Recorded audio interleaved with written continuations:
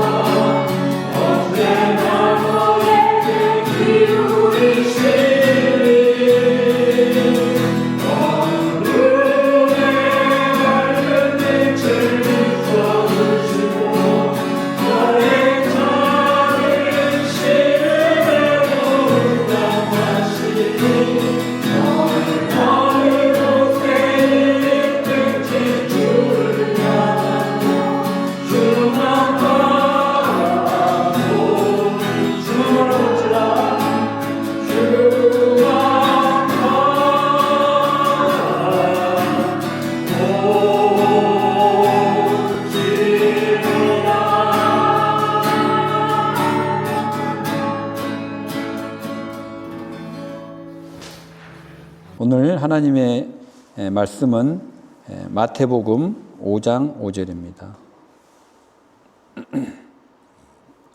마태복음 5장 5절입니다.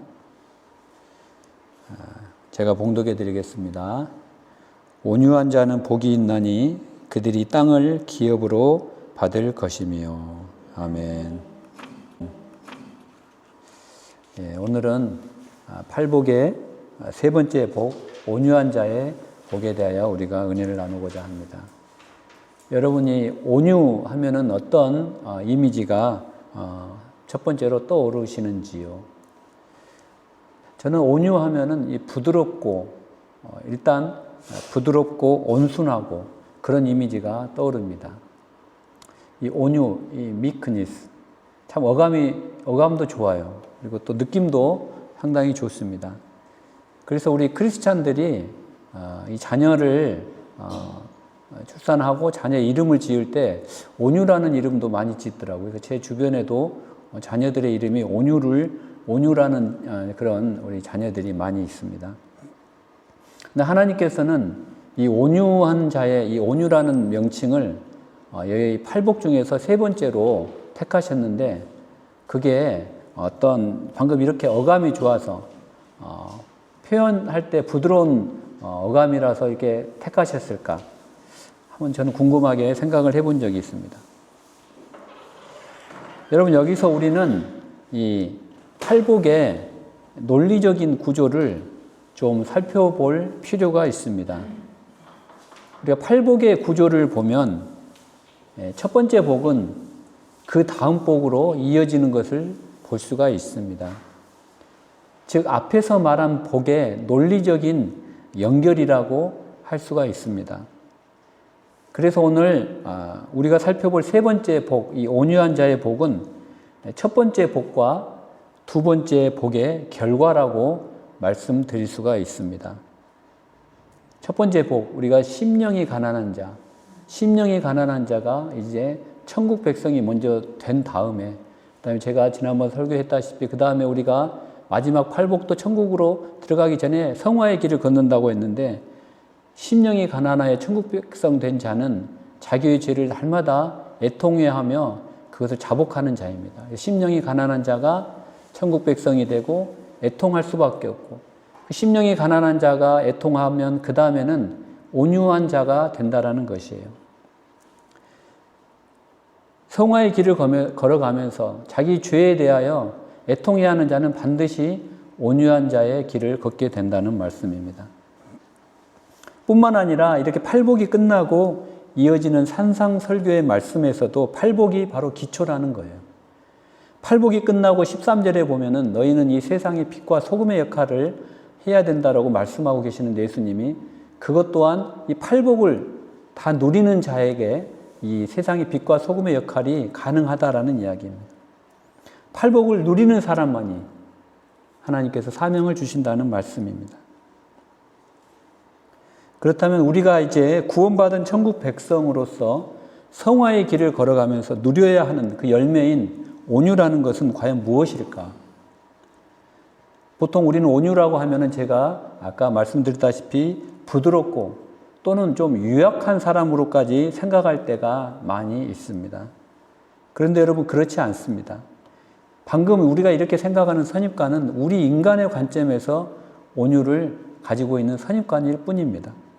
지금 마태복음 5장은 예수님이 말씀하고 계시는 거예요. 예수님이 말씀하고 계시는 거예요.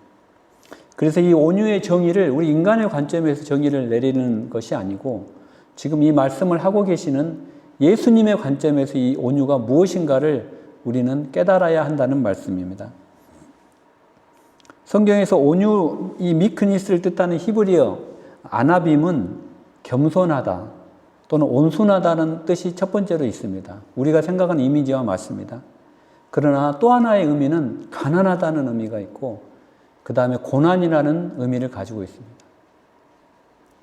또 신약 성경 헬라어로 가보면은 이 온유라는 헬라어 프라우스는 겸손이라는 말과 함께 여기도 마찬가지로 고난을 받다라는 그런 의미를 가지고 있습니다. 신구약 성경 모두 공통점은 바로 고난이라는 뜻이 이 온유 안에 있다라는 뜻입니다. 그런데 여러분, 이 고난이라는 말이 이 온유라는 말하고는 잘 어울리지가 않는 것 같아요. 그러나 성경은 이 고난이 바로 이 온유와 연결된다라는 것을 여러 군데에서 우리에게 말씀해 주고 있습니다. 시편 37편을 제가 읽어드리겠습니다. 시편 37편 1절하고 9절, 10절, 11절을 제가 읽어드리겠습니다. 악을 행하는 자들 때문에 불평하지 말며 불의를 행하는 자들을 시기하지 말지어다. 진실로 악을 행하는 자들은 끊어질 것이나 여호와를 소망하는 자들은 땅을 차지하리로다. 잠시 후에는 악인이 없어지리니 내가 그곳을 자세히 살필지라도 없으리로다. 그러나 온유한 자들은 땅을 차지하며 풍성한 화평으로 즐거워하리로다. 이렇게 말씀하고 계십니다. 그러니까 우리가 이 세상을 살아가다 보면 고난이 온다라는 거예요. 그리고 우리가 뜻하지 않게 우리를 오해하고 우리를 미워하는 그런 악인들도 만나게 된다라는 것입니다. 그러나 그러한 것들을 우리가 불평하지 않고 우리가 그 모든 것들을 잠잠히 주님만을 바라보며 이겨나가는 것, 이것이 바로 이 고난을 이겨나가는 것이 온유라는 거예요. 예수님도 마태복음 11장 29절에 이렇게 말씀하셨어요. 나는 마음이 온유하고 겸손하니 내 멍에를 메고 나에게서 배워라. 그리하면 너희 마음이 쉼을 얻으리니. 이렇게 말씀하고 있습니다. 여러분, 예수님은 바로 고난의 상징이세요. 고난의.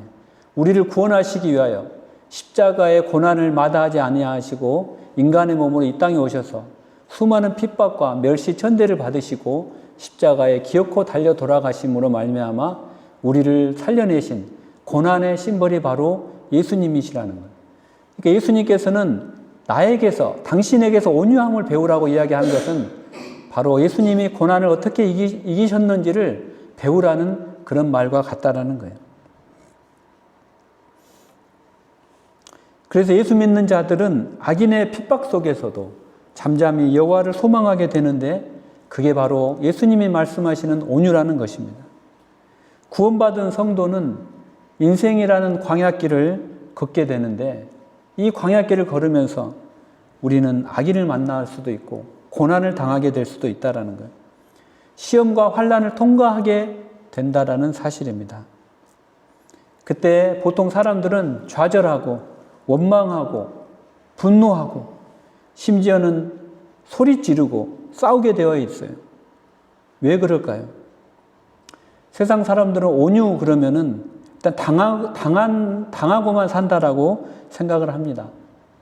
온유한 사람은 늘 당하고 빼앗기는 게 바로 세상 이치예요. 그러나 성경에서 말하는 이 온유한 자는 바로 이때 소리 지르고 싸우는 것이 아니고 이 모든 것을 다 보고 계시는 하나님께 모든 것을 맡기고 잠잠히 기다리는 것을 말합니다. 이때 하나님께서 우리에게 풍성한 화평을 주신다는 거예요. 시편 말씀처럼 이때 하나님 우리에게 화평을 주신다는 거예요. 마태복음 말씀처럼 이때 주님께서는 우리에게 쉼을 주신다는 거예요. 창세기 26장에 보면은 여러분들이 잘 아시는 이삭이 나와요. 이삭이 이제 우물을 파는 장면이 나옵니다. 이스라엘 지역에는 우기 이외에는 비가 오지 않아요. 그래서 이 가나안 사막에서는 이 우물은 생명과도 같다라고 합니다. 그런데 이제 이 이삭이 아버지 아브라함이 팠던 우물을 다시 팝니다. 창세기 26장에 보면. 그런데 이삭이 우물을 파면 블레셋인들이 달려와가지고 그 우물을 막아버려요. 그리고 흙으로 메워버렸어요. 그러면 또 이삭은 거기서 이 블레셋 사람들하고 디베이트를 하는 것이 아니고 다른 곳으로 가서 또 우물을 다시 파는 거예요. 그러면은 블레셋 사람들이 또 거기를 찾아와요. 그래서 그 우물은 자기들 것이라고 주장합니다. 그러면 이삭은 또 그 우물을 블레셋인들에게 그냥 내어줘 버려요. 그리고 또 다른 곳에 가서 우물을 팝니다. 이번에도 또 블레셋 사람들이 와서 우물을 빼앗아 버려요. 그러자 이삭은 창세기에 보면 더 이상 분쟁의 소지가 없는 넓은 곳으로 가서 다시 장소를 옮겨서 우물을 팠다라고 성경은 기록하고 있어요. 자꾸 못 살게 구는 거예요. 우리 범죄도시에 보면 장희수가 그러잖아요. 마동석 왜 자꾸 나를 찾아와서 못 살게 구냐.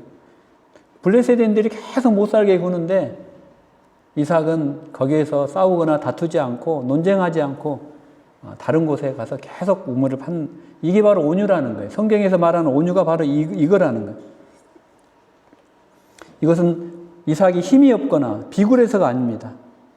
그것은 바로 화평을 구할 때 하나님께서는 반드시 인도하실 거라는 믿음과 그 미움에 대한 궁극적인 승리는 사랑뿐임을 이삭이 알았기 때문이에요.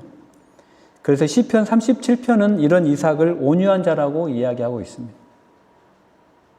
또 성경에 보면 하나님이 인정하시는 온유한 자가 또 한 명이 나오는데 바로 모세예요. 모세. 민수기 12장 3절을 보면 하나님이 이렇게 말씀하셔요. 이 사람 모세는 온유함이 지면의 모든 사람보다 더하도다 라고 말씀하고 있습니다. 그런데 여러분, 사실 모세 하면은 뭐가 떠오르나요? 저는 모세 하면은 이 히브리인을, 자기 동족 히브리인을 괴롭히는 애굽 사람을 분에 못 이겨서 돌로 쳐서 죽인 그 장면이 떠올라요. 다혈질이에요, 다혈질. 또 하나님이 주신 십계명 돌판을 가지고 내려오는데 이 백성들이 타락하고 우상을 섬기는 것을 보고 분을 참지 못하고 이 십계명 돌판을 집어 던져서 부숴버리는 그런 혈기를 가진 자가 모세예요. 그래서 결국 또 하나님께서는 이 반석에게 명령해서 물을 내라고 했는데 모세가 이 반석을 2번이나 내리쳐서 물을 내는 그런 혈기왕성한 그런 모세였다라는 거예요. 그 성질 때문에 모세는 그토록 자기가 고대했던 가나안 땅에 들어가지도 못하는 거예요. 그런데도 불구하고 하나님은 이 모세를 온유한 자라고 말씀하고 계신다는 것입니다. 그것도 이 온 지면에, 온 지구상에서 가장 온유한 자라고 말씀하시고 계시는 거예요. 참 이 대목에서 설교를 준비하면서 참 이해가 안 되더라고요. 어떻게 모세를 이 지구상에서 가장 온유한 자라고 하나님이 말씀하셨을까? 근데 우리가 이 구절을 이해를 하려면은 민수기 12장 전체를 여러분들이 읽어보셔야 돼요. 12장에 보면은 모세가 구스 여자를 이제 아내로 맞이해요. 구스라는 건 지금의 에티오피아를 이야기합니다. 그것 때문에 미리암과 형 아론이 이제 비방을 하기 시작해요. 아니, 이스라엘을 대표하는 이 모세가 이방 여자, 구스 여자를 아내로 맞이한단 말이야? 라고 이 비방을 하는 거예요. 이 미리암과 아론은 모세를 비방하는데 그냥 비방할 자격은 돼요. 왜냐하면 미리암은 여선지자였고 아론은 대제사장이었어요. 심지어 미리암은 모세를 돌보아준 누나였어요. 그리고 아론은 언변이 뛰어난 모세의 형이에요. 그런데 사실 그들이 모세를 비방한 까닭은 오로지 구스 여자를 아내로 맞이했기 때문만은 아니라는 거예요. 본질적인 문제는 여호와께서 모세와만 말씀하셨느냐, 우리와도 말씀하지 아니하셨느냐라는 그 말에 드러나는 거예요. 이들은 모세의 영적 권위를 시기하면서 모세의 영적 권위에 도전하고 있는 것입니다. 이렇게 미리암과 모세, 이렇게 미리암과 아론, 모세가 가장 믿었던 이 두 사람이 모세의 권위에 대항하고 비방하였을 때 사실 모세가 얼마나 서운했을까 생각을 해봅니다. 다른 사람도 아니고 형과 누이가 자기를 가장 비방하고 있다는 것입니다. 하지만 모세는 이때 아무 말도 하지 않습니다. 아무 말도 하지 않아요. 성경은 그런 모세를 민수기 12장에서 온유하다라고 표현하고 있는 거예요. 온유하다라는 것은 그래서 힘이 없는 자를 말하지 않는다는 거예요. 오히려 온유한 자라는 것은 힘이 있지만 그것을 함부로 사용하지 않는다라는 것을 뜻하는 거예요. 그렇다면 민수기 12장에서 나오는 이 온유와 오늘 본문 마태복음 5장 5절에 나오는 이 온유가 그러면은 같은 단어이냐, 이런 궁금증이 생기더라고요. 찾아보니까 구약 성경에 나오는 민수기 12장에 나와 있는 이 온유, 이 구약 성경을 번역하는 게 우리가 70인역 성경이거든요. 셉투아진트라고 하는데 여기에도 프라우스라고 번역을 하고 있더라고요. 그러니까 민수기에서 말하는 온유와 지금 마태복음에서 말하고 있는 이 온유는 같은 의미를 가지고 있다는 거예요. 그런데 여러분, 모세가 처음부터 이런 온유한 자는 아니었다라는 사실입니다. 하나님께서는 이 다혈질의 모세를 미디안에서 40년, 또 광야에서 40년을 단련시키고 훈련시켰다라는 거예요. 이 온유라는 이 고대 근동의 뜻에는 또 이런 뜻이 있는데, 한 마리의 야생마가 조련사에 의해 길들여짐으로 명마가 된다라는 뜻이 있어요. 이 바로 모세가 그런 온유한 자라는 거예요. 그리고 이 온유라는 것은 내가 만들어갈 수가 없다라는 거예요. 이게 원래 나에게 있는 것이 아니라는 거예요. 이 온유는 예수 믿는 자에게 성령 하나님이 만들어주시는 거라는 거예요. 우리가 예수를 믿으면 예수를 닮아가게 되어 있는데, 이 온유도 예수님을 닮아가면서 만들어지는 하나의 성령의 열매라는 거예요. 여러분, 성령의 9가지 열매 중에 온유가 있잖아요. 그래서 예수님께서는 나는 마음이 온유하고 겸손하니 나의 멍에를 메고 내게 배우라. 그리하면 너희 마음이 쉼을 얻으리니. 이렇게 말씀하시는 거예요. 쉼을 얻는다는 거예요. 여러분도 쉬고 싶죠? 여러분도 쉬고 싶으면 온유해져야 된다는 거예요. 흥분된 마음이 잔잔해진다는 거예요. 이 온유, 영어도 마찬가지예요. 영어 meekness. 이 meekness라는 말에는 미어, 호수라는 뜻이 있어요. 호수. 이 호수 옆에, 이 잔잔한 호수 옆에 묶어둔 말을 의미하는 거예요. 그래서 여러분, 우리가 호수에 돌을 던지면 잠깐의 파장이 일어나지만 이내 곧 잔잔해지는 것, 이것이 바로 meekness라는 거예요. 나약한 것이 아니고 강인하지만 통제된 강인함을 의미하는 것입니다.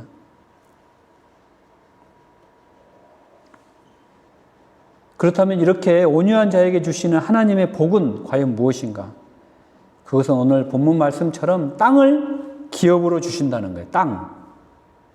어떤 분은 이 땅을, 많은 설교하시는 분들은 이 땅을 문자적으로도 해석을 하더라고요. 그래서 저는 그 말도 틀린 말은 아닌 것 같아요.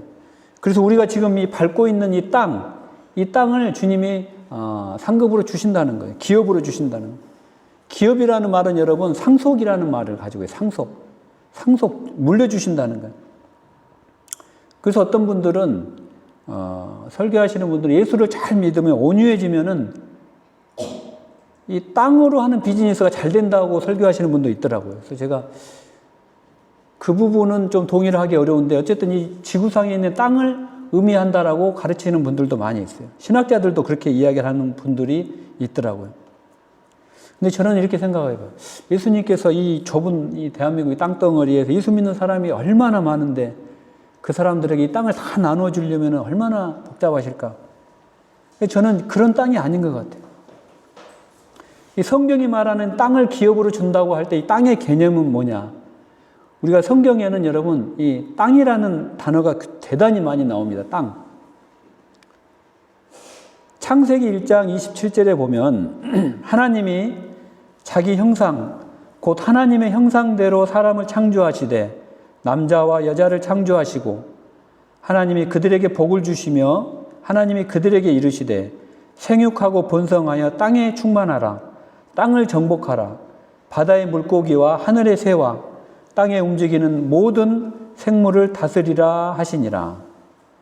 이 태초에 하나님께서 아담과 하와를 창조하시고 에덴이라는 땅을 주셨어요. 이 땅이에요. 그 땅 맞아요. 근데 그 땅은 하나님의 법과 질서가, 그리고 하나님의 가치관이 충만하며 하나님의 법이 다스리는, 통치하는 그런 물리적인 공간으로 하나님께서 땅을 설정하셨다는 거예요.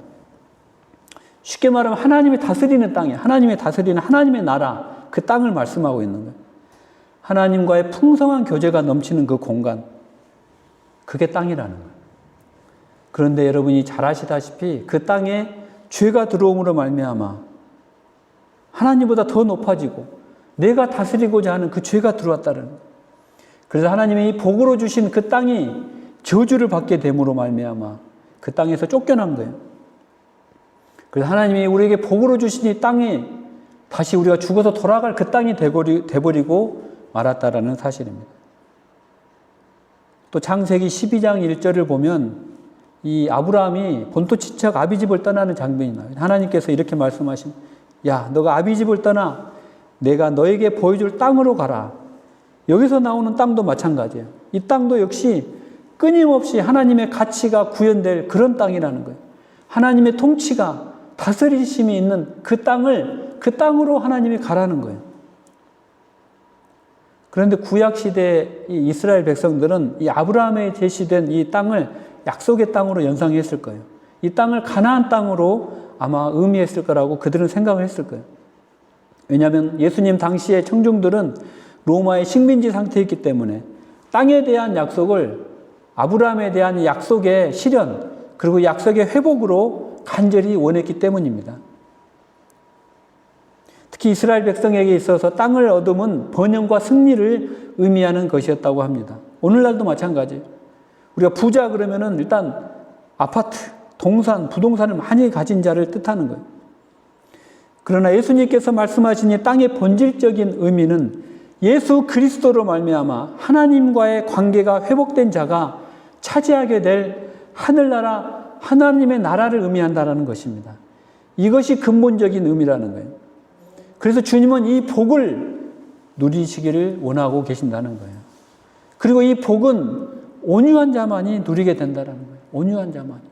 심령이 가난한 자, 애통하는 자, 그리고 이어서 온유한 자가 누리게 되는 복이 하나님의 땅이라는 거예요. 하나님이 다스리는, 통치하는 그 땅을 소유하게 된다는 사실입니다.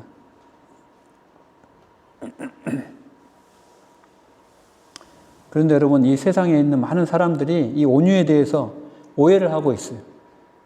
심지어 많은 그리스도인들조차 잘못 이해하고 있는 부분이 있어요. 그거 뭐냐면 우리가 이 세상을 살아가면서 부당하고 불합리하고 불의한 일들이 많이 있습니다.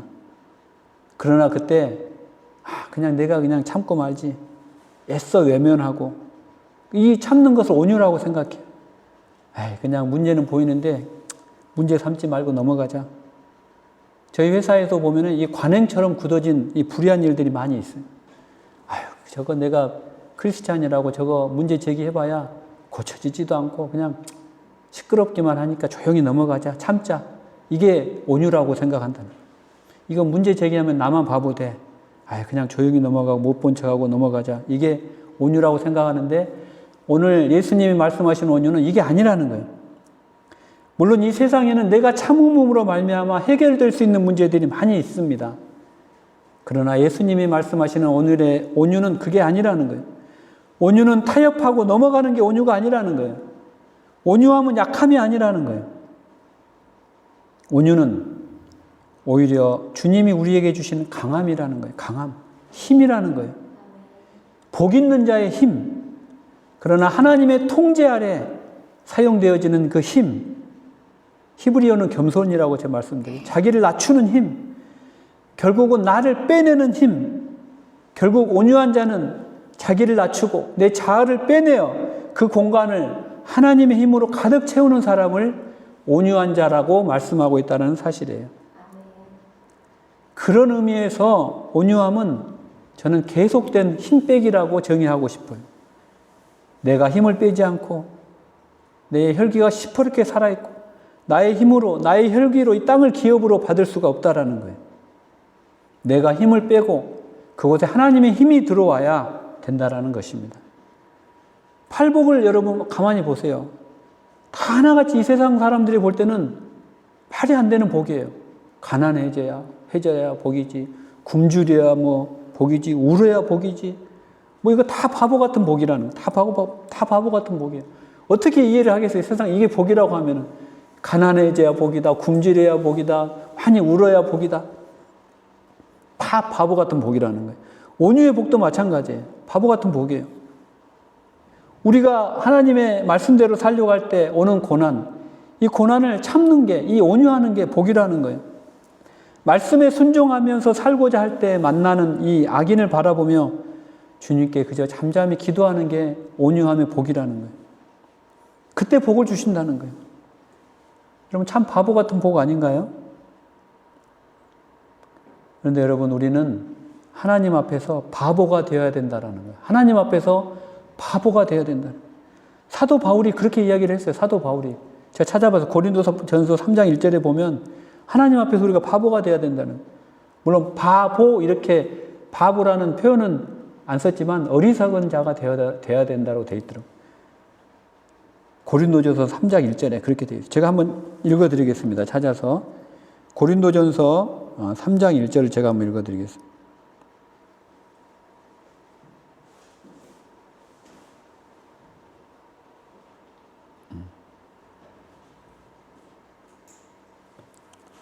형제들아 내가 신령한 자들 대함과 같이 너희에게 말할 수 없어서 육신에 속한 자 곧 그리스도 안에서 어린아이들 대함과 같이 하노라. 어리석은 자 제가 이거 지금 구절을 지금 잘 기억을 못 하겠네요. 하나님 앞에서는 어리석은 자가 되어야 된다라고 이야기를 하고 있어요. 그러니까 무슨 말이냐면은 우리가 바보가 될 때 우리 옆에는 항상 우리를 지키시고 돌보는 가디언이 있다라는 가디언. 누군가 지켜주고 돌보아주는 가디언. 그분이 바로 주님이라는 거예요, 여러분. 할렐루야.